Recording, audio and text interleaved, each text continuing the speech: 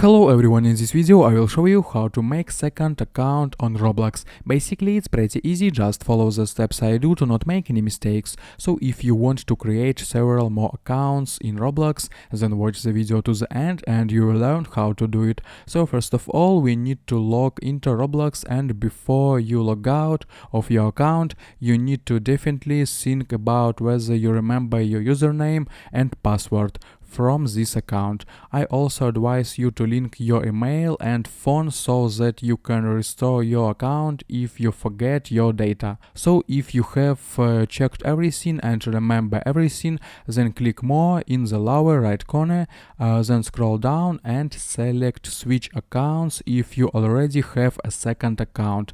If not, then log out, and as you can see in front of us is page where you can relog into your account or create a new one. So click sign up, then we need to select the month, day and year of your birth. Remember that Roblox is a game for people over 12 years old. After that, enter your username so that it is unique and does not repeat with other players.